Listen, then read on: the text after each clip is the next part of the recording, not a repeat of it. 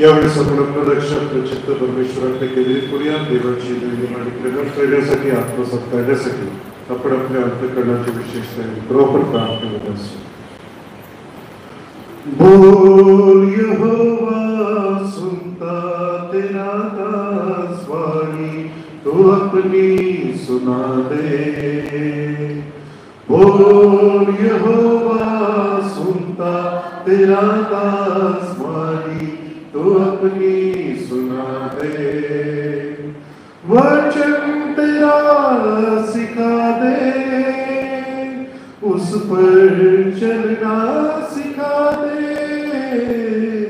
बोल यहोवा सुनता तेरा दास वाणी तो अपनी सुना दे. बोल यहोवा सुनता तेरा दास वाणी तो अपनी सुना दे. अडदेणत ईश्वरा दयेच्या कृपेच्या महासागरा या सुट्टीच्या निर्मात्यांच्या जीवन उद्धारक तेव्हा परमेश्वर बोल प्रभू तुझा दास ऐकत आहे. बोल प्रभू तुझी दासी ऐकत आहे. तुझ्या पवित्र वचनाद्वारे वाणीद्वारे तूच आमची भेट घे. तुझी दैवी इच्छा तो मला प्रकट कर आणि जे आमच्या आध्यात्मिक जीवनामध्ये परिपूर्णता आहे ती तुझ्या नावामध्ये परिपूर्ण असणे तुझं गौरव करून घे. ही सगळी दुसऱ्या प्रार्थना करतो. आत्मा मंडळास काय म्हणतो, ज्याला कान आहे तो ऐको.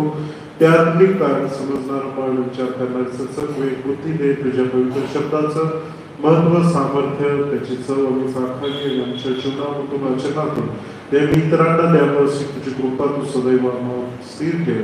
ही सगळी दुसऱ्या प्रार्थना करतो. परमेश्वराचं कारण उद्धार याच्या प्रिय आणि गोड मागतो म्हणून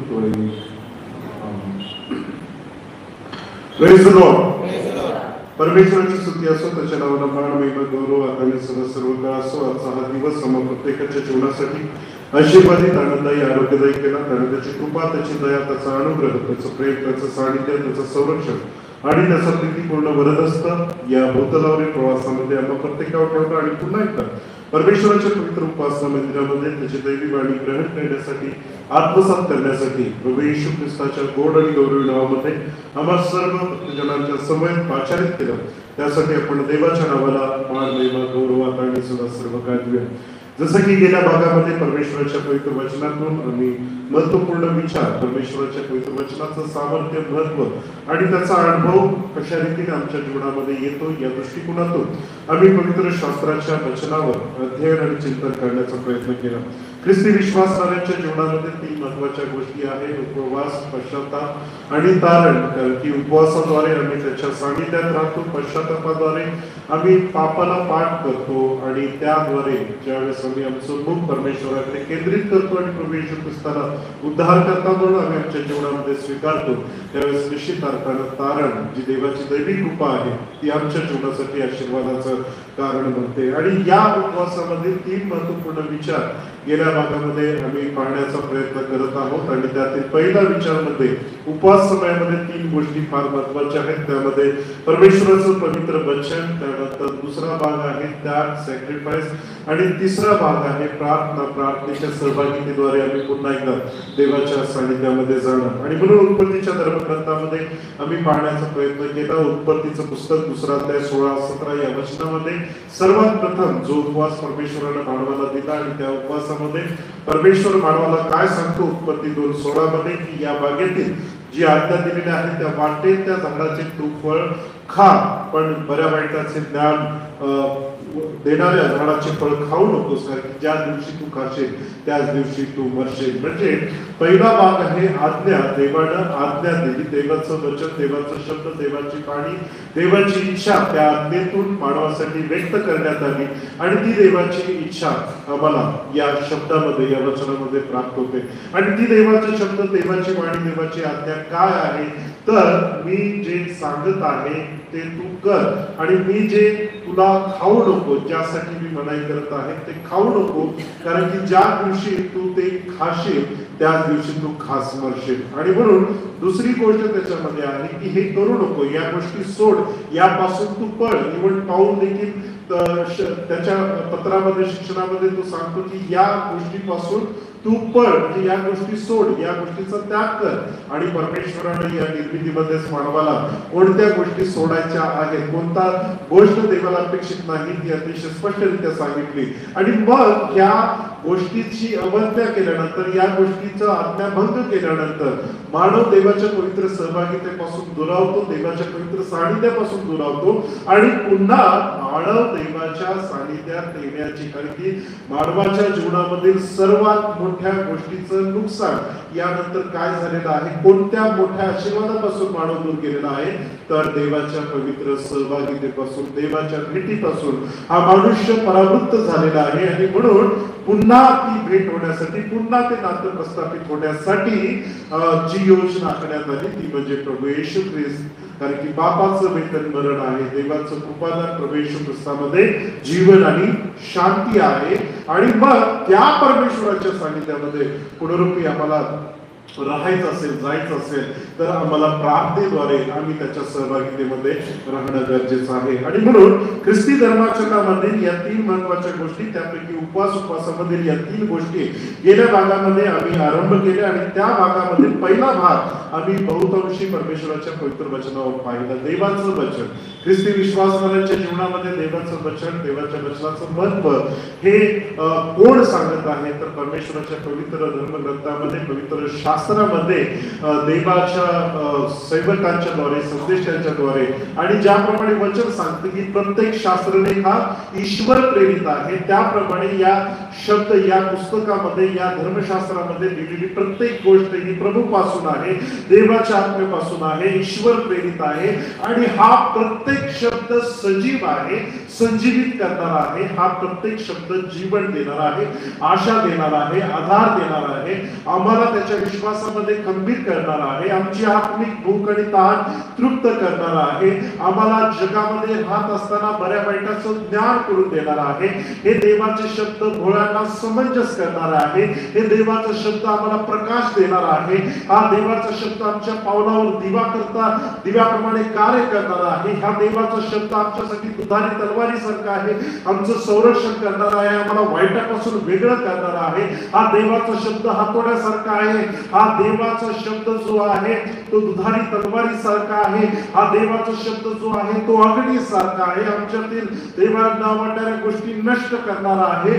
म्हणजे देवाचा शब्द ज्यावेळेस तुम्ही तुमच्या जीवनामध्ये विश्वासाने स्वीकारता, त्यावेळेस निश्चित अर्थाने या शब्दामधील सामर्थ्य जे आहे त्या सामर्थ्याची रुची तुम्ही चाकल्याशिवाय राहणार नाही. पण शब्द कुणाच्या जीवनामध्ये कार्य करतो, शब्दाचं कार्य आमच्या जीवनामध्ये कधी होतं, त्यावेळेस आम्ही पाहत असताना शताधिपती चाकराचा हा घटना पाहण्याचा प्रयत्न केला. आणि निश्चित अर्थाने त्या घटनेमध्ये ज्यावेळेस तो शताधिपतीचा चाकर आपला विश्वास व्यक्त करतो, शब्द मात्र बोला, माझा चाकर बरा होईल, या विश्वासाने ज्यावेळेस त्या शब्दाचा स्वीकार करतो, त्यावेळेस प्रभू येशू ख्रिस्ताला त्या ठिकाणी जाऊन त्या चाकराला स्पर्श करण्याची गरज भासत नाही, कारण की त्याचा विश्वास त्याच्या चाकराला आरोग्य देण्यासाठी पुरेसा आहे. आमच्याही जीवनामध्ये देवाचा शब्द कार्य करण्यासाठी, होण्यासाठी आम्ही त्या शब्दाला स्वीकारणं आहे त्याप्रमाणे, आणि त्या शब्दासाठी आम्ही आमच्या जीवनातील मार्ग मोकळे करणं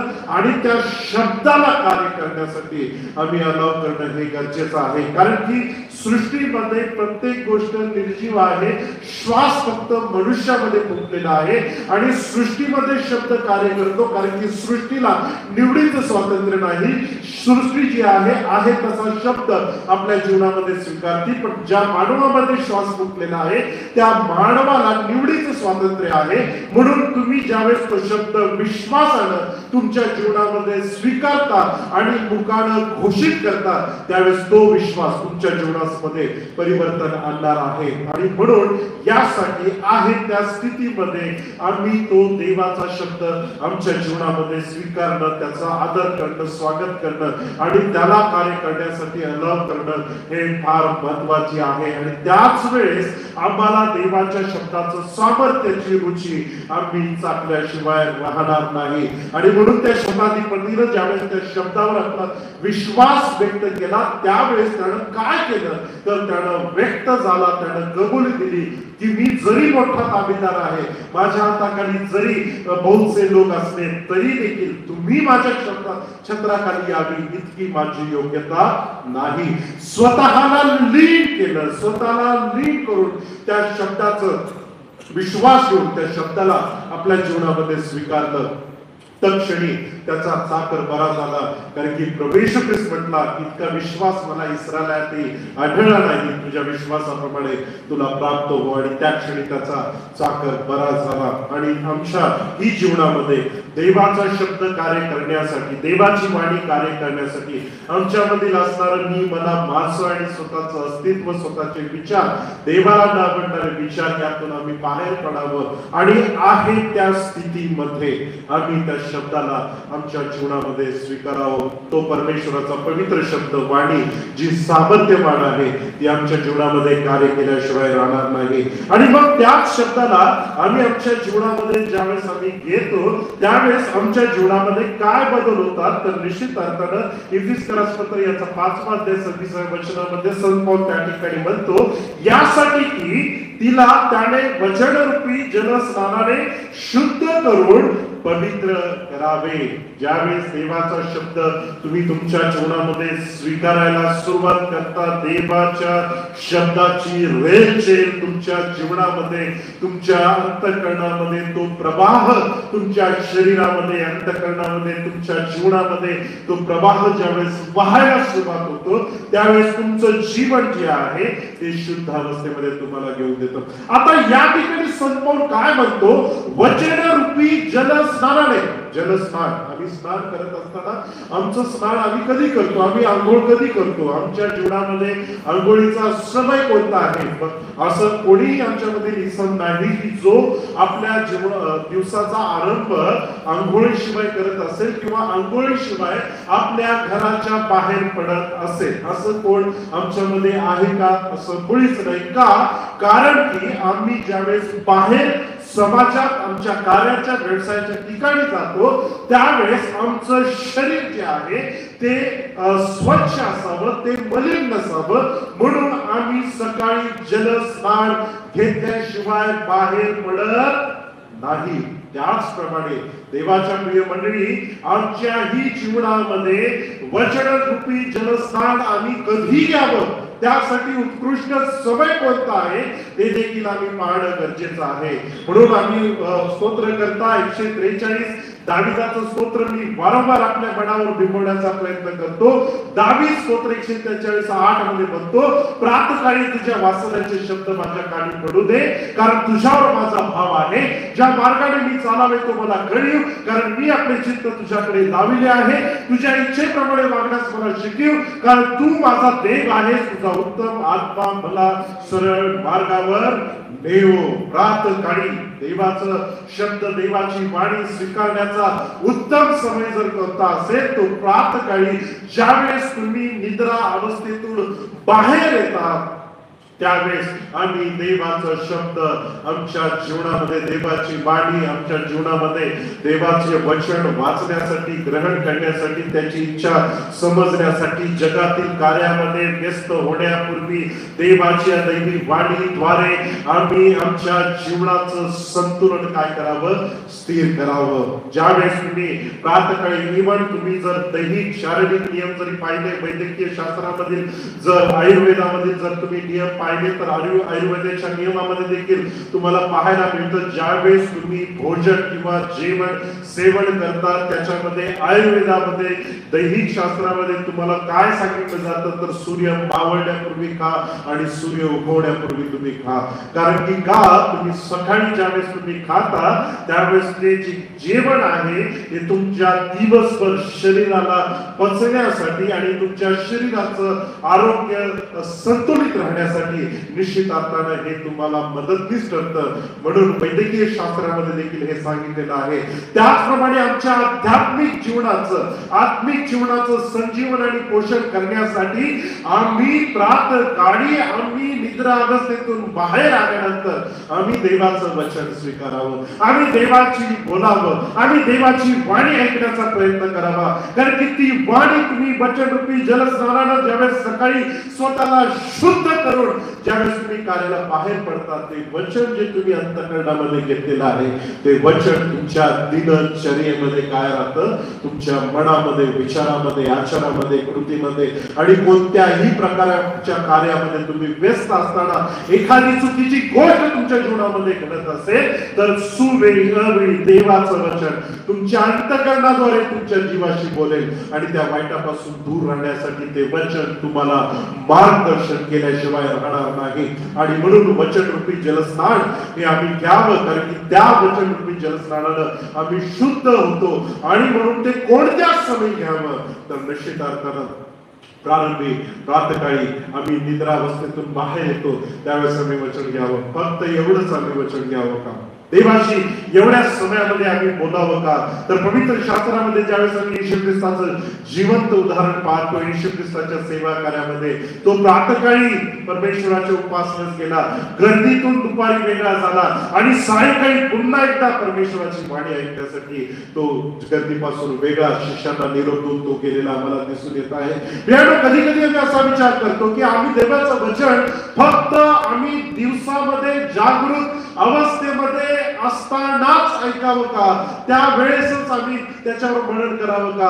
त्याच वेळेस आम्ही प्रार्थना देवाशी बोलावं का? तर मी त्याच्याही पुढे जाऊन तुम्हाला सांगेन की हे वचन जे आहे, हा प्रवाह जो आहे, ज्यावेळेस तुम्ही अंथरुणावर झोपताना त्यावेळेस त्या निद्रा अवस्थेमध्ये असताना देखील जर इथं देवाची वचने जर साठलेली असेल ना तर हा जो आमच्या जीवनामध्ये त्या निद्रा अवस्थेमध्ये देखील तुम्ही ज्यावेळेस उठाल त्यावेळेस देवाचं वचन तुमच्याशी बोलल्याशिवाय राहणार नाही. ते वचन तुमचं संरक्षण केल्याशिवाय राहणार नाही. कारण की स्तोत्रकर्ता देखील तो म्हणतो की मी अंथरुणावर पडल्यावर देखील मी तुझं काय करेन, उपकार स्मरण करेन त्याही समयामध्ये, त्याही काळामध्ये. आणि मग या अवस्थेमध्ये तुम्ही तुमचं जीवन जगाल त्यावेळेस बऱ्याच लोकांना निद्रानाश त्रास आहे, बऱ्याच लोकांना वाईट स्वप्नांचा त्रास आहे, बऱ्याच लोकांना वाईट दृष्टांताचा त्रास आहे. अनेक असे विचार जे आहेत बऱ्याचदा आम्हाला रात्री झोपल्यानंतर सतावतात. एक तर आम्हाला झोप येऊ देत नाहीत आणि झोप जर आली तर बऱ्याचदा वाईट विचार जे आहेत आमच्या त्या अवस्थेमध्ये आमचा ताबा घेतात आणि चुकीच्या गोष्टी आमच्या त्या निद्रा अवस्थेमध्ये आमच्या समोर आणण्याचा प्रयत्न करतात. मी खात्रीनं तुम्हाला सांगेन, देवाच्या वचनाद्वारे आरंभ आणि शेवट आणि निद्रा अवस्थेमध्ये तुम्ही जाल तर त्याही अवस्थेमध्ये देव तुमच्या स्वप्नामध्ये तुमच्याशी बोलेल, देव दृष्टांताच्याद्वारे तुमच्याशी बोलेल. कारण की ही वचने जी आहे ती तुमच्या 24 तासाच्या या संपूर्ण जीवन प्रवासामध्ये तुमच्या जीवनामध्ये कार्य करणारी आहे. आणि म्हणून देवाचं वचन जे आहे, वचन रूपी जलस्नानाने शुद्ध करून पवित्र करावे. म्हणजे वचन आम्हाला शुद्ध अवस्थेमध्ये ठेवतं आणि पवित्र अवस्थेमध्ये चालण्यासाठी आम्हाला मदत करतं. कारण की प्रभू येशू ख्रिस्त देखील म्हणतो योहानाच्या शुभवर्तमानामध्ये 15व्या अध्यायामध्ये, जे वचन मी तुम्हाला सांगितले आहे त्यामुळे तुम्ही शुद्ध झालाच आहात. जे वचन मी तुम्हाला सांगितलेलं आहे, जे वचन प्रभूपासून आम्हाला प्राप्त झालेलं आहे, जे वचन येशूद्वारे आमच्या जीवनामध्ये आलेलं आहे, त्यावेळेस निश्चित अर्थाने हे वचन आम्हाला शुद्ध अवस्थेमध्ये ठेवण्यासाठी, चालण्यासाठी आम्हाला मदत करतं. वचन आम्हाला काय करतं आमच्या दैनंदिन जीवनामध्ये ज्यावेळेस आम्ही जगतो त्यावेळेस आम्ही देवाच्या वचनामध्ये स्वतःला ठेवण्याचा प्रयत्न करतो. स्तोत्रसंहिता 119:9 मध्ये असं आम्हाला स्तोत्रकर्ता म्हणत आहे की तरुण आपला वर्तन कर, कृशाने शुद्ध राखील, तुझ्या वचनाप्रमाणे सावधान राहण्याने तरुण आपला वर्तनक्रम कशाने शुद्ध राखील. देवाचं वचन आम्हाला जागृत ठेवतो, सावधान ठेवतो. त्याप्रमाणे मी तुम्हाला सांगितलं की ज्यावेळेस वचन अंतःकरणामध्ये घेऊन तुम्ही जगामध्ये कार्य करायला सुरुवात करता त्यावेळेस खात्रीनं कोणत्याही अशा प्रतिकूल परिस्थितीमध्ये किंवा कोणत्याही अशा वाईट गोष्टीमध्ये तुमची पावलं जातात. किंवा आमच्या दैनंदिन जीवनामध्ये ज्यावेळेस आम्ही शब्दाद्वारे कुणाचं मन दुखावतो, शब्दाद्वारे आम्ही, कारण की बायबल आम्हाला सांगतं, येशू ख्रिस्त आम्हाला सांगतं, मनुष्याला विटाळणारी कोणती गोष्ट आहे जे आतून मनुष्याच्या बाहेरून मनुष्याच्या आत जाते ते नव्हे, तर जे आतून मनुष्याच्या मुखाद्वारे बाहेर पडतं तेच मनुष्याला विटाळणारा आहे. ज्यावेळेस तुम्ही या जगामध्ये आपलं जीवन जगता त्यावेळेस खात्रीनं, ज्याप्रमाणे स्तोत्रसंहिता 119:101 मध्ये म्हटलेलं आहे की तुझे वचन पाळावे म्हणून मी आपले पाऊल हर एक कुमार्गापासून आवरितो. 119:116 मध्ये म्हटलेलं आहे तू आपल्या वचनानुसार मला सांभाळ म्हणजे मी जगेन. आणि त्याचं वचन आम्हाला सांगत आहे की मी तुझ्या विरुद्ध पाप करू नये म्हणून आपल्या अंतःकरणात तुझे वचन जपून ठेवलेलं आहे. सांगण्याचं तात्पर्य हे आहे की बऱ्याचदा आमच्या दैनंदिन जीवनामध्ये कलह, तंटा, वाद, समस्या ह्या कशा रीतीने निर्माण होतात. तुम्ही तुमच्या दैनंदिन जीवनाचं, कौटुंबिक जीवन असू दे, व्यावसायिक जीवन असू दे, सामाजिक जीवन असू दे, मंडळीचं जीवन असू दे, या सगळ्या स्तरामध्ये आमच्या जीवनामध्ये राग, द्वेष, कलह, मत्सर, तट, भेद, फुटी, काम वासना, कुवासना, देहाची वासना, संसाराची कुचरकी या गोष्टी आमच्या जीवनामध्ये, आमच्या अंतःकरणामध्ये कधी प्रवेश करतात ज्यावेळेस हे अंतःकरण या गोष्टीसाठी आम्ही मोकळं ठेवतो. ज्यावेळेस हे अंतःकरण या गोष्टीसाठी मोकळं राहतं त्यावेळेस या गोष्टी काय होतात, त्या अंतःकरणामध्ये प्रवेश करतात. पण देवाच्या प्रिय मंडळी, हर एक कुमार्गापासून परावृत्त होण्यासाठी, देवाच्या इच्छेविरुद्ध पाप करू नये म्हणून आणि आध्यात्मिक जीवनामध्ये संजीवित जीवन जगण्यासाठी, सुरक्षित जीवन जगण्यासाठी कशाची आवश्यकता आहे, तर देवाचं वचन हे या अंतःकरणामध्ये सदैव असणं गरजेचं आहे. कारण की जे अंतःकरणात आहे तेच मुखामधून बाहेर पडत आहे. हे कदापिही याचा विसर पडू देऊ नका. आणि ही जी परिस्थिती आमच्या रोजच्या जीवनामध्ये कधी कधी आम्ही विचार करत नाही. आम्हाला असं वाटतं अरे काय, मी चर्चला जातो, प्रार्थना करतो, दानदशाला देतो, उपवास करतो, सगळं करतो, पण या सगळ्या गोष्टी केल्या तर माझ्या जीवनामध्ये काही कटकट, समस्या, तंटा, वाद काही संपत नाही. पण आम्ही कधी त्या सर्व गोष्टीमध्ये स्वतःचं आत्मपरीक्षण, स्वतःची वाखाणणी करण्याचा कधी प्रयत्न करत नाही. कारण की टाळी कधी एका अर्थाने वाजत नाही. त्यासाठी आमच्याकडून ही काय प्रतिसाद आहे, आमच्याकडून ही कोणती गोष्ट घडत आहे का, याचाही आम्ही विचार करणं गरजेचं आहे. माझ्या मुखातून, कारण की तुमच्या कौटुंबिक जीवनामध्ये पती पत्नीमधील असणारे वाद, आई वडिलांमधील असणारे वाद, भावाभावामधील असणारे वाद, सासू सुनांमधील असणारे वाद, बहिणी बहिणीमधील असणारे वाद, या सगळ्याचं तुम्ही जर कारण मीमांसा शोधण्याचा प्रयत्न केला, या सगळ्याच्या सखोल भागामध्ये जाण्याचा प्रयत्न केला, कुठंतरी हे जे आहे ना, हे छोटासा अवयव आमच्या मुखामध्ये आहे तो बऱ्याच गोष्टीसाठी कारणीभूत ठरलेला आहे. हा अवयव जो आहे तो बऱ्याच गोष्टीसाठी कारणीभूत ठरलेला आहे. कारण की हा अवयव जो आहे तो बऱ्याचदा जर या ठिकाणी देवाचं वचन असेल तर हा अवयव जो आहे देवाचं वचनच काय करेल, त्या मुखातून बाहेर पडेल. पण यामध्ये जर दुष्टता असेल तर देवाच्या प्रिय मंडळी लक्षात घे, त्याही मुखातून त्याच वाईट गोष्टी बाहेर पडल्याशिवाय राहणार नाही.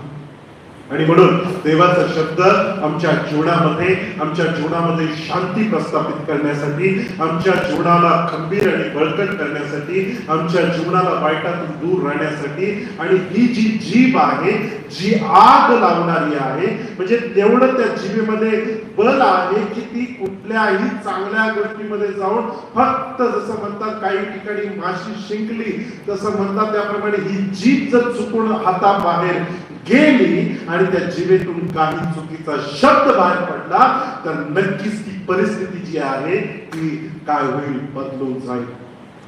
तुमच्या लग्न समारंभामध्ये, तुमच्या कार्यक्रमामध्ये किंवा तुमच्या घरगुती कुठल्याही समारंभामध्ये पहा, सगळं शांततेत चाललेलं असतं, पण या जिभेतून एक जरी चुकीचा शब्द इतरांचा अवमान करण्यासाठी या जिभेतून निघाला तर तोच शब्द जो आहे, तो शब्द तो सर्व तंटा निर्माण करण्यासाठी आणि ते वातावरण कलुषित करण्यासाठी, गढूळ करण्यासाठी तो शब्द काय होतो, कारणीभूत पडतो. म्हणून याकोब देखील जिभेबद्दल मार्गदर्शन करत असलेला याकोबाच्या पत्रामध्ये आम्हाला दिसून येत आहे. आणि म्हणून ही जीभ ह्या करण्यासाठी, या जिभेतून तेच बाहेर पडण्यासाठी जे एकमेकांच्या आध्यात्मिक उन्नतीसाठी असेल, एकमेकांना धीर देणार असेल, हे बाहेर पडण्यासाठी इथं काय असणं गरजेचं आहे, देवाचा शब्द असणं गरजेचं आहे. आणि म्हणून पौल देखील इफिसकराच्या पत्रिकेला म्हणतो की तुम्ही आपल्या अंतःकरणामध्ये काय करा, गायन वादन करा,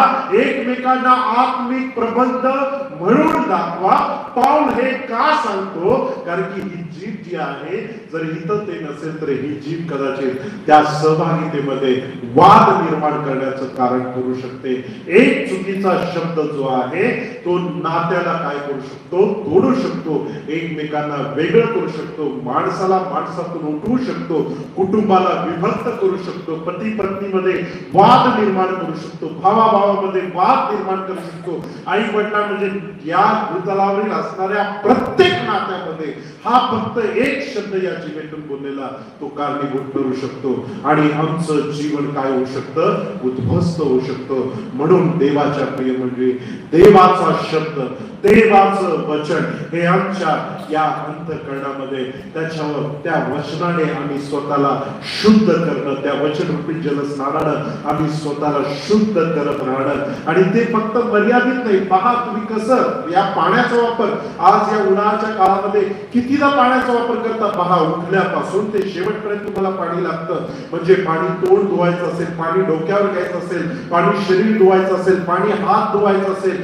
पाणी प्यायचं असेल, तहान लागल्यानंतर, जेवल्याच्या आधी, जेवल्यानंतर, जेवणा झोपण्याच्या आधी आम्हाला पाणी हे लागतं. पाण्याशिवाय आम्ही जगू शकत नाही. पाण्याचं सेवन जसं आमच्या शरीरासाठी महत्वाचं आहे, तशाच प्रमाणे देवाच्या वचनाचं सेवन जे आहे ते सदैव आमच्या जीवनामध्ये राहणं गरजेचं आहे.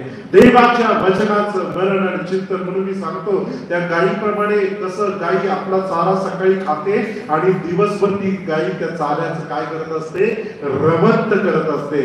ती काढत असते, खात असते, काढत असते, खात असते. आणि तो सकाळी खाल्लेला चारा जो आहे तो दिवसभर ती काय करत असते, त्याच्यावर रवंत करत असते. देवाचं वचनाचं रवंत जे आहे ते दिवस रात्र आमच्या जीवनामध्ये चालणं गरजेचं आहे. तुम्ही एकटे असाल, गर्दीमध्ये असाल, कुटुंबामध्ये असाल, प्रवासामध्ये असाल, कुठल्याही परिस्थितीमध्ये तुम्ही असाल, जरी इथं नसेल तरी इथं ते वचन सदैव चालू राहणं गरजेचं आहे.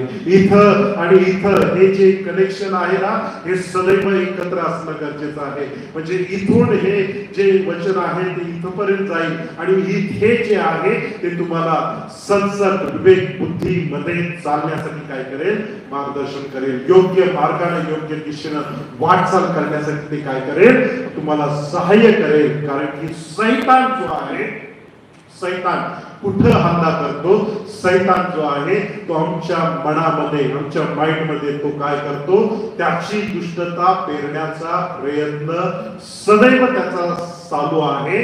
आणि ज्यावेळेस तो त्याच्यावर कार्य करण्याचा प्रयत्न करतो त्यावेळेस आमचं जे आध्यात्मिक जीवनाचं, दैनंदिन जीवनाचं संतुलन जे आहे ते हलण्याची शक्यता असते. आणि म्हणून ते होऊ नये म्हणून देवाच्या वचनामध्ये आम्ही जागृत राहणं गरजेचं आहे. कारण की यहुदा इस्करियोतच्या जीवनामध्ये आम्ही पाहतो, शेवटच्या त्या समयामध्ये त्या सैतानानं त्याच्या मनामध्ये विचार टाकून चुकला असं म्हटलेलं आहे. त्याच्या मनामध्ये विचार टाकला.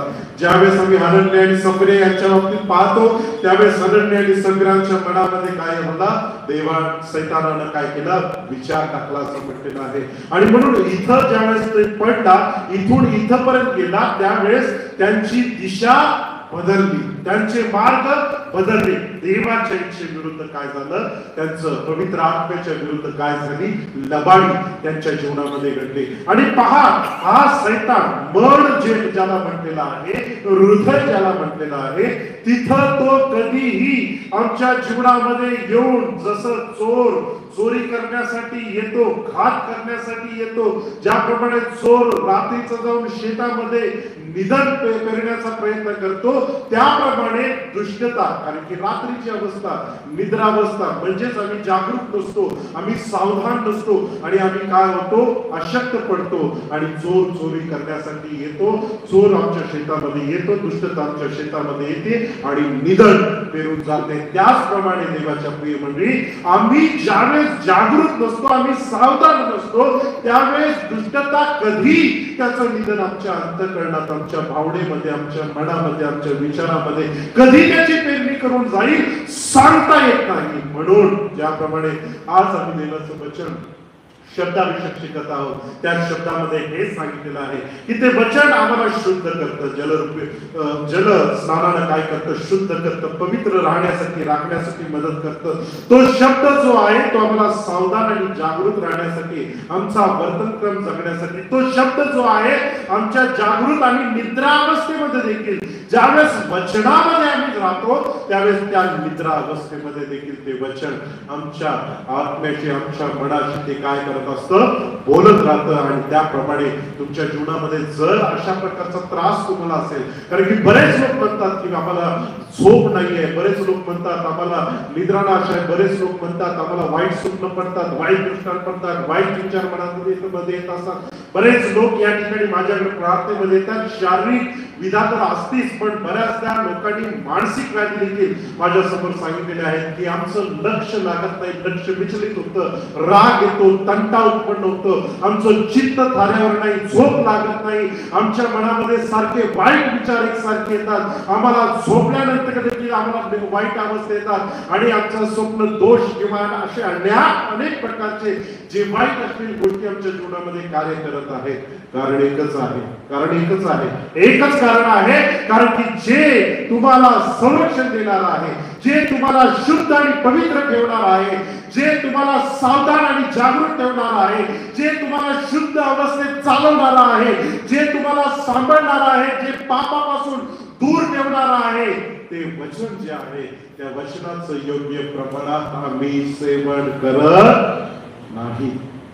आणि त्या वचनाचं सेवन करण्यामध्ये जर आम्ही कमी पडलो तर लक्षात घ्या, आमचे जसं पाण्याचं सेवन शरीराला कमी पडतं, त्यावेळेस शारीरिक व्याधी आमच्या जीवनाला, आमच्या शरीराला जळतात. त्याप्रमाणे देवाच्या वचनाचं सेवन ज्यावेळेस आम्ही करतो त्यावेळेस आत्मिक जीवनामध्ये देखील हे आत्मिक व्याधी आमच्या जीवनाला लागू शकतात. आणि ते काय आहे?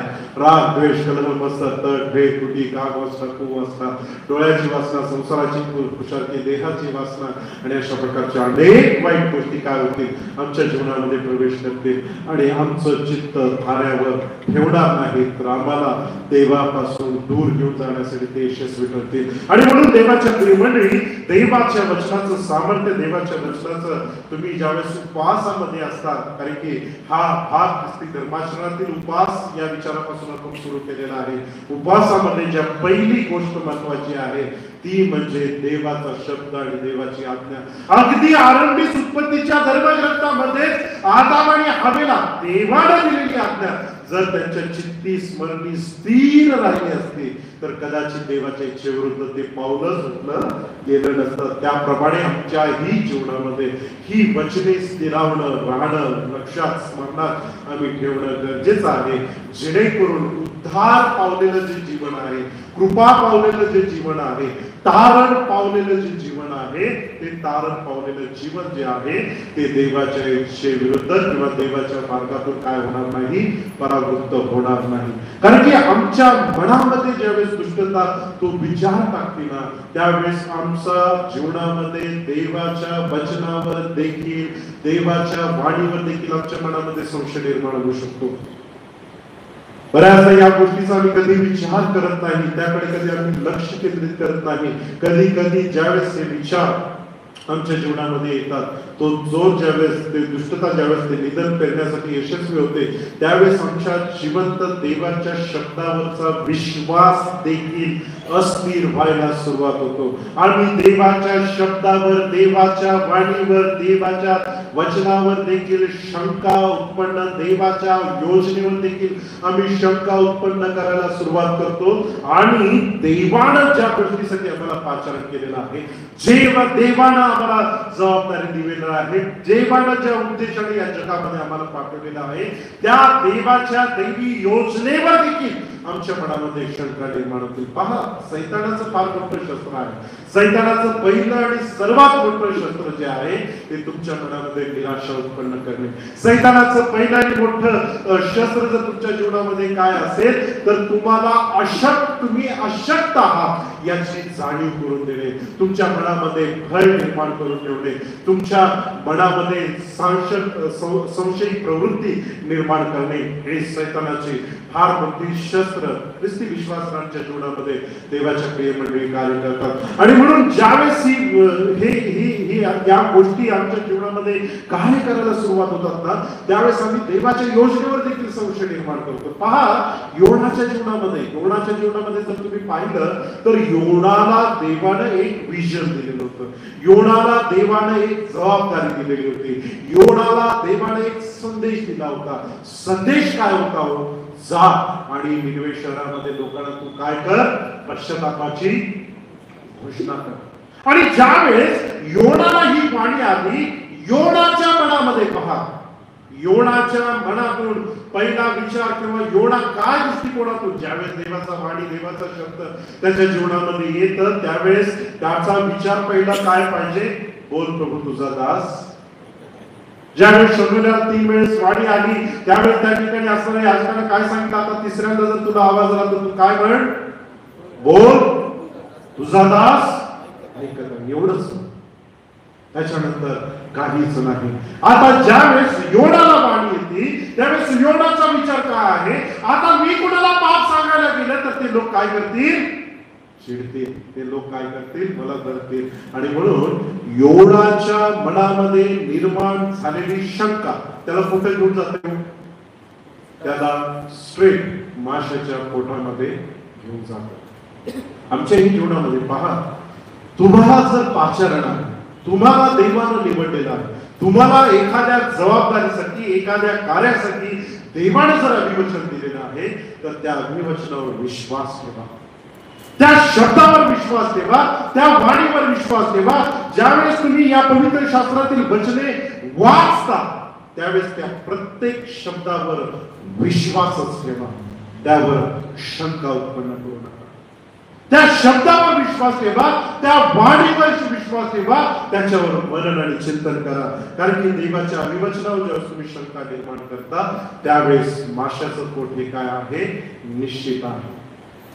त्याच्या शब्दावर कधीही शंका उत्पन्न करू नका. त्यानं जर विजन दिलेलं आहे तर त्या विजन मध्ये चालण्यासाठी, पूर्ण करण्यासाठी त्याचा अनुग्रह पुरेसा आहे. प्रभू येशू ख्रिस्ताच्या सेवा कार्यामध्ये देखील मी गेल्या भागामध्ये एक उदाहरण दिलं. प्रभू येशू ख्रिस्त एक सरोवर पार करत आहे. आता सरोवर पार करत असताना साधी घटना आहे. ज्यावेळेस त्या सरोवराचा प्रवास आरंभ होत आहे, तेव्हा येशू ख्रिस्त काय म्हटलेलं होतं शिष्यांना? चला आपण सरोवराच्या काय करू? पलीकडे जाऊ. येशू म्हटलेला काय म्हणतो? चला आपण त्या सरोवराच्या पलीकडे जाऊ. कोण येशू? तो येशू जो 5 भाकरी आणि 2 मासे 5,000 लोकांना, त्याहून अधिक लोकांना देत आहे. कोण येशू? जो मुर्द्यांना उठवत आहे. कोण येशू? जे व्याधीमध्ये, जीवनामध्ये, पक्षघातामध्ये आहेत त्यांना आरोग्य देत आहे. कोण येशू? तो जिवंत शब्द, तो येशू काय म्हणत आहे? आणि हे शिष्यांनी डोळ्यांनी पाहिलेलं आहे. तो येशू काय म्हणत आहे? चला आपण सरोवराच्या पलीकडे जाऊ. अभिवचन आरंभ असा, चला आपण सरोवराच्या पलीकडे जाऊ. हा शब्द अगदी आरंभीच त्याच्या शिष्यांना प्राप्त झालेला आहे, पण प्रवासामध्ये वादळ उठतं आणि शिष्य घाबरतात. कधी कोणी हा विचार केलेला आहे का? येशू त्या परिस्थितीमध्ये वादळाला शांत करतो, सगळं करतो. त्या शिष्यांचं सांत्वन करण्याऐवजी तो येशू त्या शिष्यांना काय म्हणतो? तुमचा विश्वास कोठे आहे? तो बाहेरच्या लोकांना म्हणत आहे का? नाही, जे येशूच्या नावेत आहेत त्यांना हा प्रश्न आहे की तुमचा विश्वास कोठे आहे.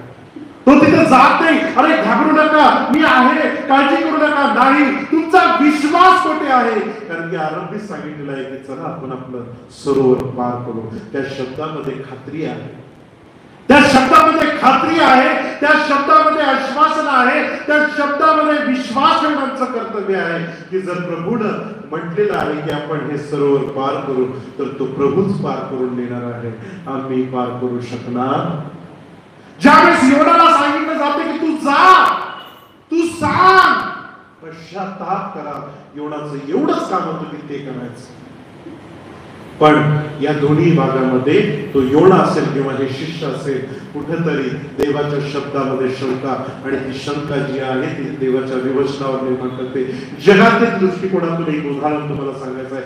ज्यावेळेस तुम्ही एखाद्या कोणत्याही चांगल्या नामांकित कंपनीमध्ये तुम्ही एम्प्लॉय म्हणून काम करता, ज्यावेळेस तुम्ही तो कंपनी जी आहे ती तुम्हाला एखाद्या फील्डवर पाठवते, एखाद्या कामासाठी किंवा एखाद्या दुष्काळग्रस्त भागामध्ये, गव्हर्नमेंटमध्ये असणाऱ्या अधिकाऱ्यांसाठी सुद्धा एखाद्या दुष्काळग्रस्त भागामध्ये ज्यावेळेस सरकार किंवा एखादी कंपनी तुम्हाला पाठवते, त्यावेळेस ती कंपनी काय करते? तुम्हाला फक्त एक लेटर देऊन म्हणते की आता जा तुम्ही बघा? नाही. ज्यावेळेस ती कंपनी तुम्हाला पाठवते, सरकार तुम्हाला पाठवतं, तर तुम्हाला पाठवत असताना तुम्ही तिथपर्यंत पोहोचणं, तिथं तुम्ही राहणं, तिथं तुम्ही खाणं, तुमचं संरक्षण, याची सगळ्याची म्हणजे तुमच्या जीवाची देखील जबाबदारी त्यांनी घेतलेली आहे. तुमचा इन्शुरन्स देखील त्या ठिकाणी आहे. का?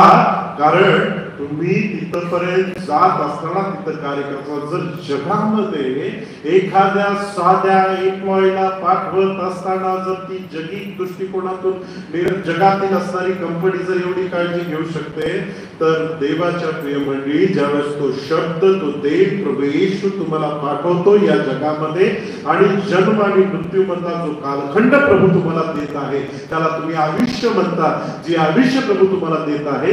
जर देवाने या जगामध्ये जन्म दिला, तर देवाने जन्मापासून मृत्यूचा जो अभिप्राय तुमच्या जीवनामध्ये दिलेला आहे, जर तुम्ही विश्वास ठेवता की प्रभूने मला पाठवलेला आहे या जगामध्ये, तर त्या जन्मापासून ते जगातील निरोप घेण्याच्या प्रसंगापर्यंत तो तुमची काळजी घेणार नाही का? म्हणून पवित्र शास्त्रामध्ये डोंगरातील प्रवचनामध्ये येशू ख्रिस्त काय सांगतो? अरे आकाशातील पाखराकडे पहा, ते पेरणी करत नाहीत, कापणी करत नाहीत, तरी देखील त्याचा चारा तो त्यांच्या मुखामध्ये घालतो. चिंता करू नका, काळजी करू नका, उद्याची तर चिंता करूच नका. फक्त प्रभूला म्हणा, आजची रोजची भाकर, आजचा मांस, त्याचं अभिवचन आहे. आणि सैतान काय करतो?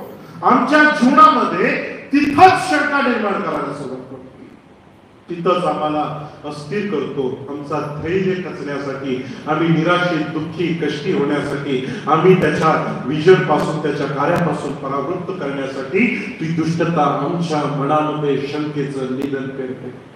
आणि म्हणून पहा, विश्वासणाऱ्यांनी तर अतिशय सतर्क राहणं गरजेचं आहे. त्या येशू शिष्यांना त्यांचं सांत्वन नाही करत, तर येशू शिष्यांना म्हणतो, अरे तुमचा विश्वास कोठे आहे? इथपर्यंत तुम्ही माझ्या बरोबर आहात, इथपर्यंत एवढी अद्भुत गोष्टी तुम्ही पाहिल्यात, अनुभवल्यात, किती सामर्थ्य कार्य घडलेलं आहे हे तुम्ही पाहिलं, अनुभवत, तुम्ही त्याचे साक्षी आहात, तरी तुमचा विश्वास कोठे आहे? आहे ना मी तुमच्या नावेत, मी आहे ना तुमच्या नावेत. तुम्हाला असं वाटलंच कसं की तुम्ही बुडा? तुमचा विश्वास कुठे आहे? या शब्दामागचा येशूचा भावार्थ काय आहे? अरे मी आहे ना इथं, मी आहे ना तुमच्या नावेत. आपण एकत्र चालूय. आरंभी सांगितलं की चला आपण सरोवर पार करू, म्हणजे आपण सरोवर पार करणारच आहे. मग तुमचा विश्वास कुठे आहे? हा प्रश्न आहे आम्हाला. आमच्या जीवनामध्ये सैतान ज्यावेळेस ते शंकेचं, निराशेचं वावटळ निर्माण करतो, आणि ज्यावेळेस अशी परिस्थिती निर्माण करतो, हे अशक्य आहे, हे होणार नाही, कसं होईल, अरे मी करू शकेल का, माझ्या जीवनाद्वारे हे होईल का, हे ज्यावेळेस मृगजय हे वावटळ ज्यावेळेस मनामध्ये निर्माण होतं ना, त्यावेळेस हे शंका जी आहे हे आम्हाला बऱ्याचदा त्या विश्वासामध्ये अस्थिर करते. म्हणतो ना, अरे काय तुम्ही त्या मोहरीच्या दाण्यात जरी विश्वास ठेवला तर डोंगराला जर तुम्ही म्हटला की उठून पाण्यात पडतो, पाण्यात पडेल. या विश्वासात असणारं सामर्थ्य आहे, तो तुमचा विश्वास कुठे आहे? जर प्रभू सांगतो ना जा, योनाच्या बाबतीत प्रभूने सांगितलेलं ना तू सांग, कारण की परमेश्वराला माहित आहे ना ज्यावेळेस त्याचा दैवी शब्द योनाच्या मुखातून तिथं पडणार त्यावेळेस त्या लोकांचं परिवर्तन होणार. जे योनाला वाटलं ते घडलं का हो? ज्यावेळेस योना परत त्या माशाच्या पोटातून परत त्या कार्याला गेला त्यावेळेस काय घडलं? ज्यावेळेस योनानं ती घोषणा केली त्यावेळेस वचन सांगतं की राजापासून ते जनावरांपर्यंत प्रत्येक जण गुडघ्यावर आलं, गोंगतात टेकलं, त्यांनी प्रार्थना केली. अरे प्रभू आहे ना, त्याचा शब्द त्यानं तुझ्या मुखात घातलाय, तुला सांगायला सांगितलंय, विश्वासानं सांग, प्रभू कार्य करेल. हालेलुया. मी सदैव सांगतो त्या पेरणी करणाऱ्याकडे पाहाच, शेतकऱ्यांकडे पाहाच. पेरणी करणाऱ्याला काही माहित असतं की ते पेरण्यानंतर येणार का नाही, काय होईल पुढं माहित नाही, पण काय होईल या विचारामध्ये पेरणी करणं थांबवणारा मी शेतकरी आजपर्यंत पाहिला नाही. त्याला माहित नाही उद्या पाऊस पडेल, वादळ सुटेल, त्याला माहित नाही त्या शेतामध्ये काय जनावर घुसतील, त्याला माहित नाही काय त्या फळाचं होईल, त्या झाडाचं होईल, माहित नाही. उद्या त्याच्यावर दव पडेल, कीड पडेल, काय होईल हे त्याला माहित नाही. पण त्याचं काम मात्र तो काय करतो, प्रामाणिकपणे करत असतो. कारण की ते तो टाकतो, विश्वासाने टाकतो आणि मग वाट पाहतो, प्रतीक्षा. योनानं फक्त तेवढा विश्वास ठेवला असेल, प्रभूने मला सांगितलेलं आहे, म्हणजे प्रभू माझा मार्ग देखील काय करणार आहे, सरळ करणार आहे. तुम्हाला विजन आहे ना, तुम्हाला जीवन आहे ना, तुमचा मार्ग सरळ करणार तो प्रभू आहे. काळजी करू नका, तुम्ही चालत राहा, तुम्ही चालत राहा, विश्वासामध्ये चालत राहा. सेवकांना पण मला सांगायचं आहे, विश्वासानं सेवा करत जा, सेवा करत जा, सेवा करत जा. तुम्ही काळजी करू नका, तुम्ही फळाची काळजी करू नका. तुम्ही कुठं कशा रीतीनं देव तुम्हाला वाढवेल, देव कसं तुमच्या जीवनामध्ये करेल, कधीही फळाकडे बघू नका, प्रभूकडे बघा, माणसांकडे बघू नका. कधी कधी निराशा निर्माण होते, कधी कधी आम्हाला असं वाटतं की अरे इतके मी सेवा करतोय, इतके काय सेवा करतोय, माझ्या सेवेला फळ नाही, यश नाही, इतकेच लोक आहेत, मी 5, 10, 10 एवढ्याच लोकांसमोर मी बोलत आहे, माझी सेवा कधी वाटेल. बघू नका, तुम्ही प्रभूकडे बघा, प्रभूकडे बघा, परमेश्वराच्या त्या विवचनाकडे बघा. जर त्यानं तुम्हाला पाचारण केलेलं आहे, जर तो म्हणतो की मी तुला राष्ट्रीय घटना दाखल देईल, तो म्हणतो की मी तुझा विश्वसनीय देव युगाच्या समाप्तीपर्यंत मी तुम्हा बरोबर आहे, मी काल होतो तसा आज आहे, तसा युगाच्या समाप्तीपर्यंत मी सारखा आहे. काळजी करू नको, खंबीर हो, हिंमत धर, तुझा देव परमेश्वर तुझ्या बरोबर आहे. हे जर तो प्रभू मला सांगतो तर मी निराशित होण्याचं कारण नाही. जॉयस मायरच्या एका प्रवचनामध्ये तिने साक्ष दिली की 5 वर्ष ती फक्त 25 लोकांना प्रभूचं वचन गाजवत होती.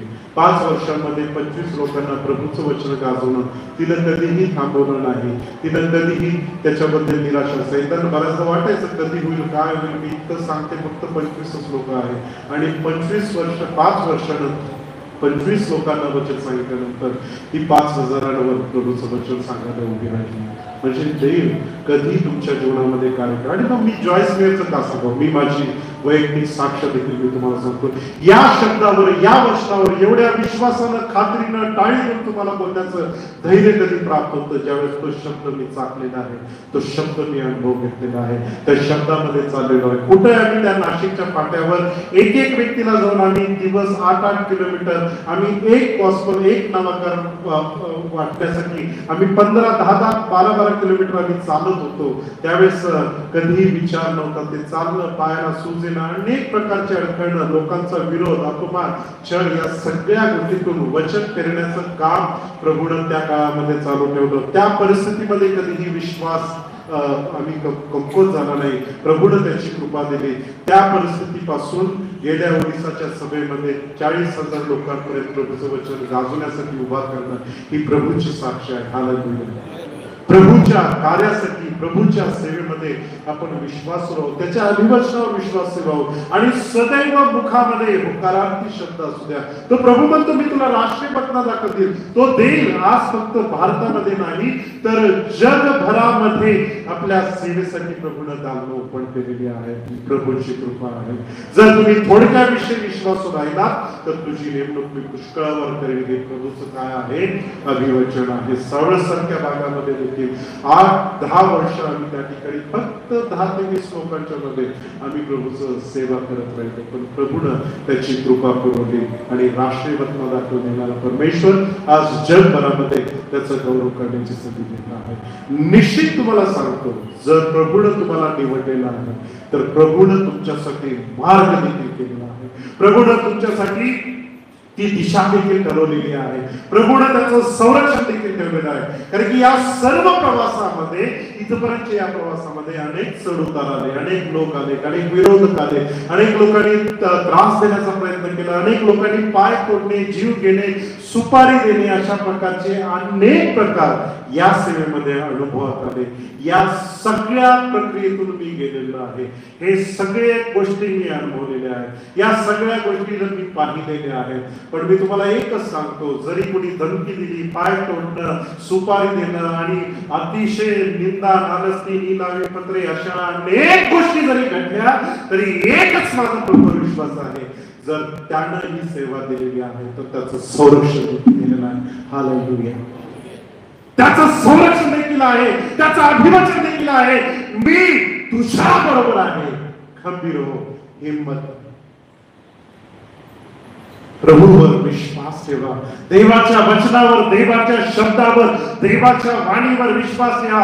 आज ही संकटे आहेत, उद्या ही संकटे असणार आहेत, उद्या ही वादळ असणार आहेत. पण माझा एकच विश्वास आहे की त्या वादळामध्ये येशू माझ्या नावात आहे.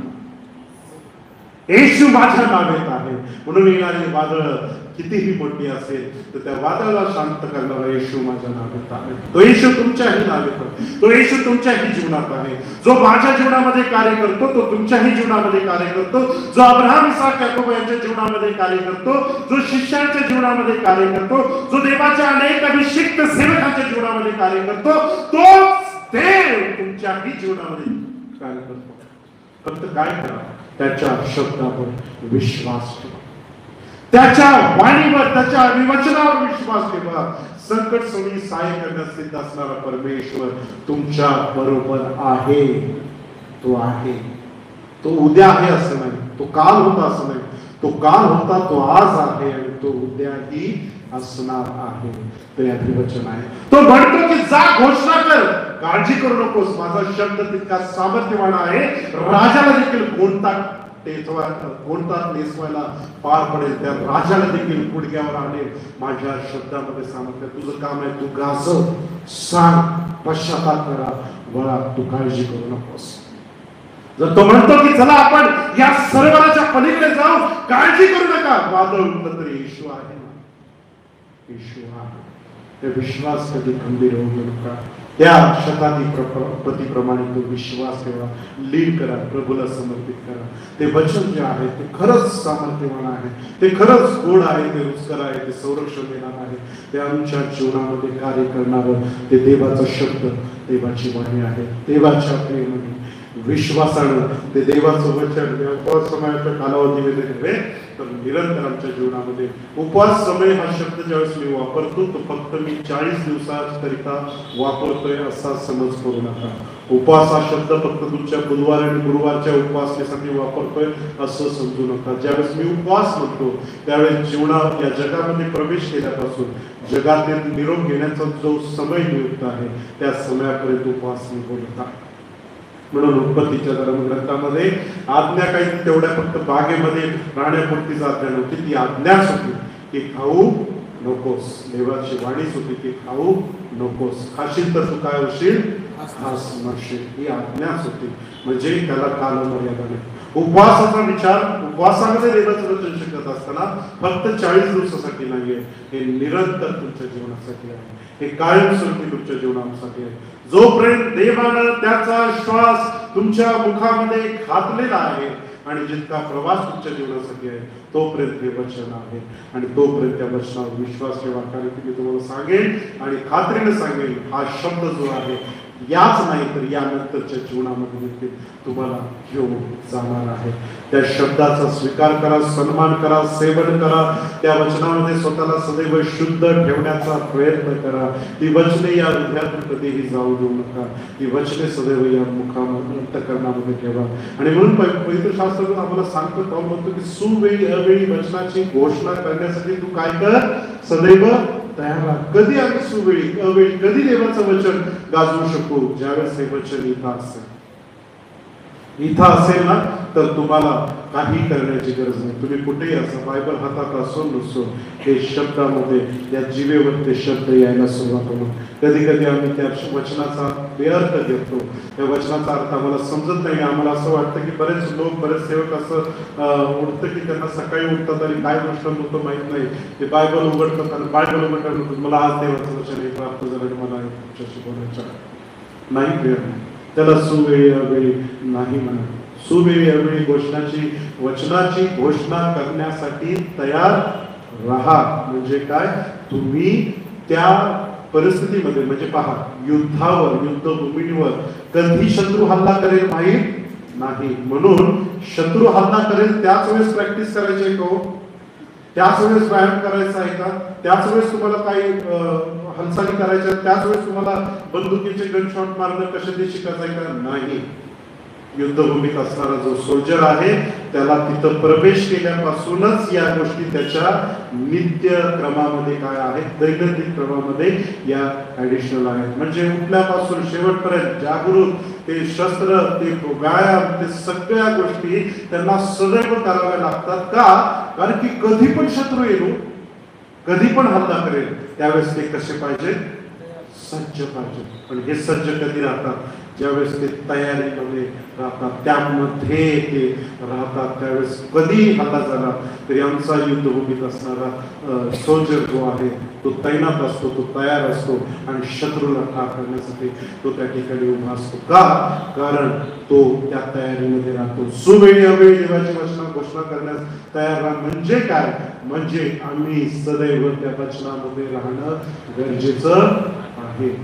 आणि मग अशी परिस्थिती की तिथं तुमच्याकडे काहीच नसेल, साध्य सामुग्री कोणती नसेल, पण इथं वचने आहेत ना, इथं वचने तुम्ही इतकी वाचलेली असतील, ती इथं साठलेली असतील, मग कुठलीही परिस्थिती असेल लगेच देवाचं वचन मुखामध्ये पहा, तुम्हाला अनुभव देखील.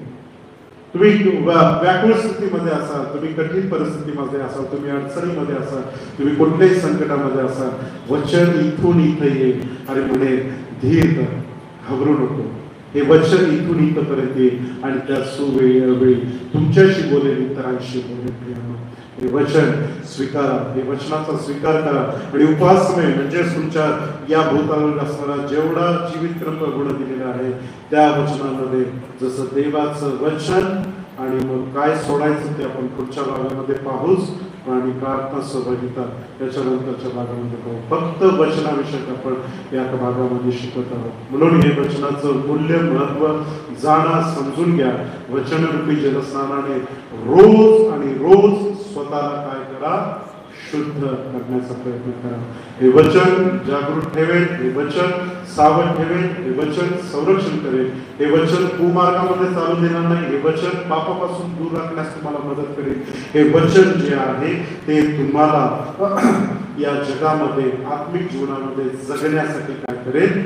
सहाय्य करेल. हे वचन तुम्हाला सांभाळेल, हे वचन तुम्हाला सांभाळेल. देवाच्या प्रेममंडळी, देवाचं वचन त्या रीतीने त्याच्यावर विश्वास ठेवा, स्वीकार करा, रवण करा, रोज सेवन करा आणि त्याप्रमाणे वागण्याचा प्रयत्न करा. शेवटच सांगतो की सेवाचा जो व्याख्या जे आहे, सेवाचा जर तुम्ही व्याख्या समजण्याचा प्रयत्न केला तर त्याचा थोडासा विग्रह करा सेवा या शब्दाचा. आणि तो विग्रह करत असताना एक विचार माझ्या अंतःकरणामध्ये ठोकवसला जातो, हा सेवा, वचनाचे सेवन करून त्याप्रमाणे वागणे म्हणजे काय? सेवा.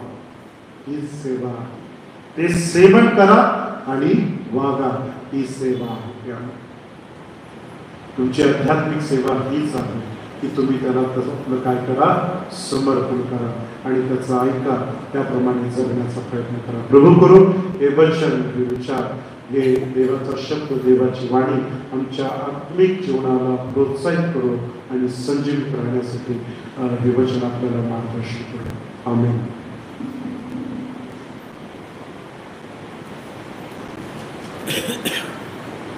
यावेळेस आपण उपासना संगीत गीत नंबर 534 घेऊया. यावेळेस मंडळी उभा राहते.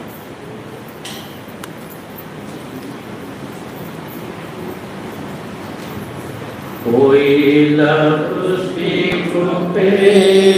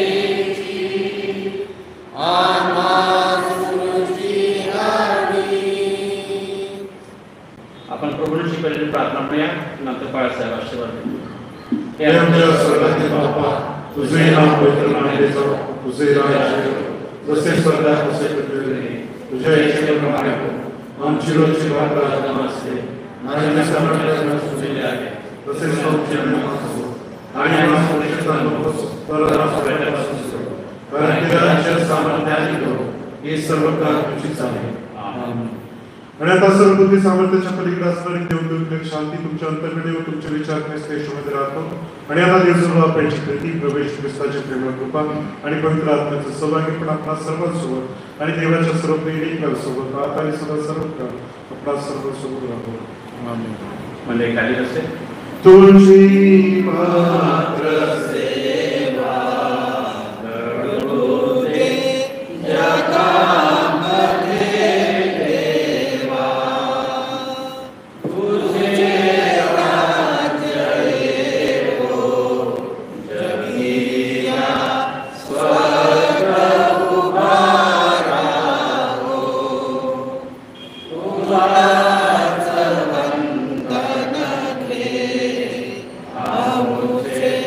Right.